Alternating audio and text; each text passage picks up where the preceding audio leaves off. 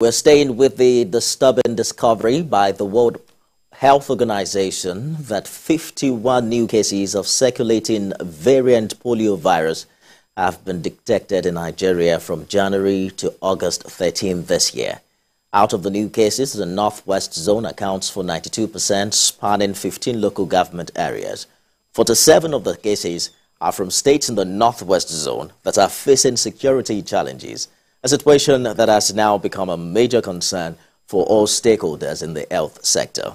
This was disclosed by the WHO country representative in Nigeria, Dr. Walter Mulombo, during a strategic meeting in Kaduna State organized by the National Primary Healthcare Development Agency in collaboration with the Sultan Foundation for Traditional Leaders of Inaccessible Communities in the Northwest Zone.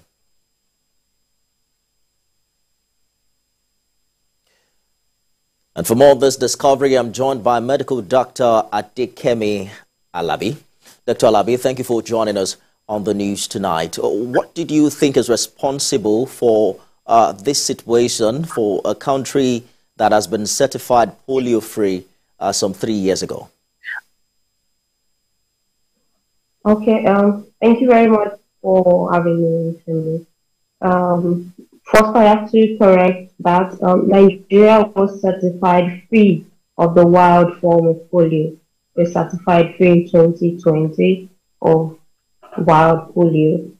However, the circulating variant of the polio virus 2 is still very much in transmission, and that is the point where Nigeria is at, and we're trying to curb and make Nigeria attain that polio-free status.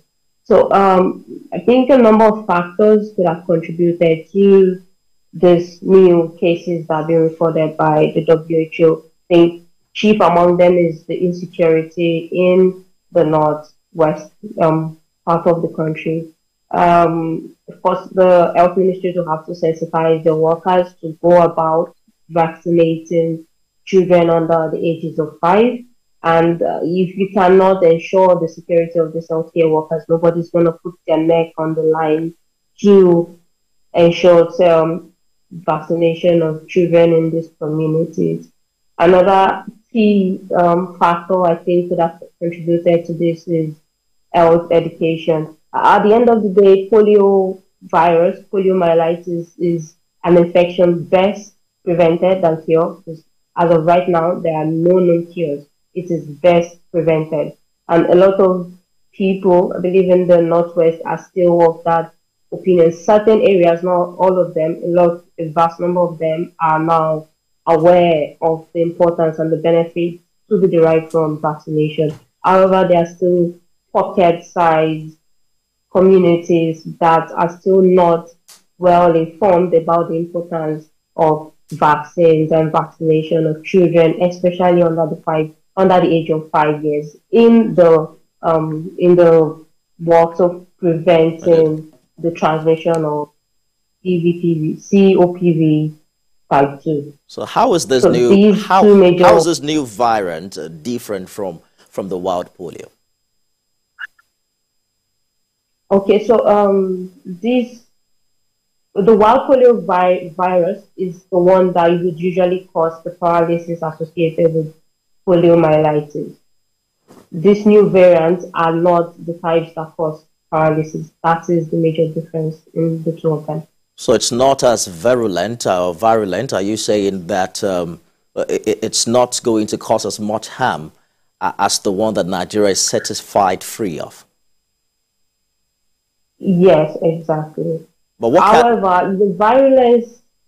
Let's go ahead. Okay, go ahead. Okay, so when you say virulence of a virus, it means how rapid the rate of transmission is. The rate of transmission is still the same, either from fecal oral route or through contaminated food and water from infected persons. The virulence is the same thing. However, the morbidity and the mortality associated with these viruses are what differs. What do you think we must begin to do now, in response to this discovery?